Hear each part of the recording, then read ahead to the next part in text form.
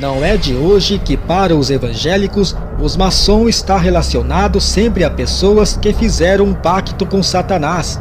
E vendo por esse lado, eles nutrem um preconceito mortal contra a maçonaria. E quando deparam com cantores gospel fazendo sinais como esse, é um prato cheio para acusarem como tendo ligação a algo sombrio e macabro dentro do ocultismo. O fato estranho mesmo é que os cantores gospel da atualidade estão se assemelhando muito aos cantores seculares que não professam a fé em Jesus, na qual notamos que o uso de símbolos e sinais está cada vez mais sendo usado por estes, exatamente da mesma forma que os meios de mídias vêm divulgando. Mas um simples gesto como esse feito com a mão comprovaria que a mesma utiliza esse símbolo para algo satânico? Porque imagens como essas, que imita símbolos usados principalmente pela maçonaria, aparecem sendo feitas por cantores evangélicos? Há um significado por trás? Qual o propósito de usar esses sinais? De fato, teria a igreja evangélica envolvimento com a maçonaria? Então, se você quer descobrir muitas respostas para essas perguntas, analise todas as verdades que vamos apresentar.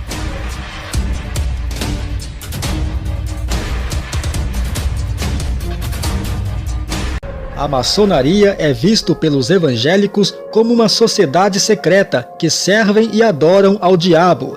Isso é muito que se falam sobre os maçons e o que fazem suas lojas maçônicas. No entanto, pouco se fala sobre a ligação da maçonaria com a religião evangélica no Brasil em tempos passados.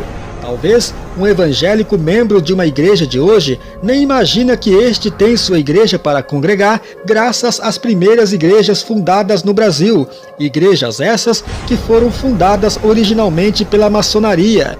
O estranho é porque somente hoje os protestantes despertaram e agora gospem no prato. Mas calma que já já vamos entender tudo.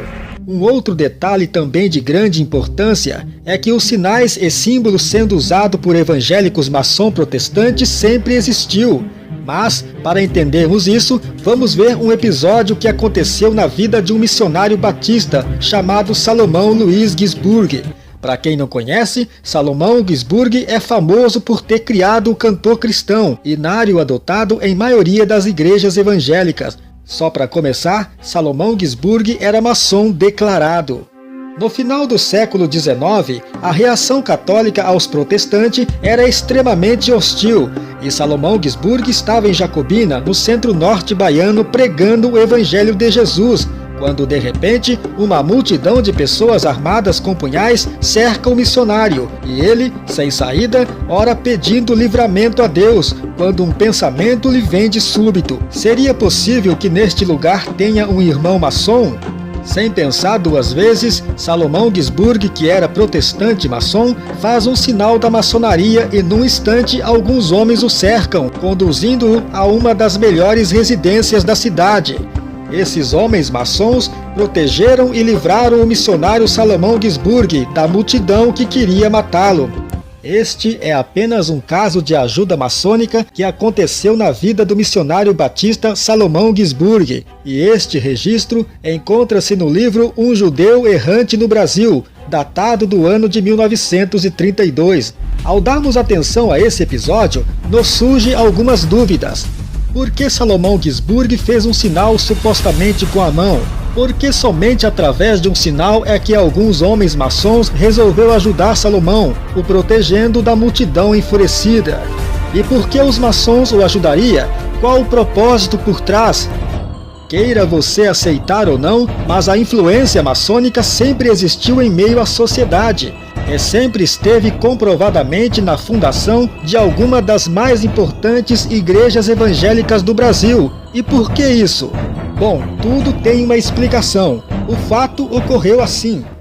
A Igreja Católica sempre esteve no topo das religiões, considerado o maior poder religioso que já existe. Porém, aos olhos da maçonaria, começou a ser vista como conservadora e atrasada. E como os maçons têm uma função de inovar, melhorar cada vez mais a sociedade, eles viram o protestantismo como um ótimo instrumento contra o poder da Igreja Católica. Se voltarmos no tempo, percebemos que desde séculos atrás, a maçonaria e a igreja evangélica estão envolvidos, tanto que a influência maçônica entre os protestantes foi tão significativa que no ano de 1903 ocorreu um cisma na igreja presbiteriana, e como os evangélicos tinham total apoio da maçonaria para difundirem um evangelho que ia contra as doutrinas da igreja católica, assim como fez com os templários, a igreja católica logo tratou de demonizar os maçons, demonizando também os evangélicos, que seus ensinamentos eram uma maldição para o povo. Com o passar do tempo, os evangélicos passaram a usar do mesmo artifício dos católicos e até hoje demonizam a maçonaria e seus seguidores. Mas por que isso? Tudo tem uma explicação. O fato é que atualmente os evangélicos despertaram e descobriram que a maçonaria e a Igreja de Jesus Cristo não têm nenhuma similaridade, são opostos entre si, e um cristão que conhece a verdade do Evangelho não pode fazer parte de dois segmentos contrários ao outro, terá que renunciar a um, conforme diz a Bíblia.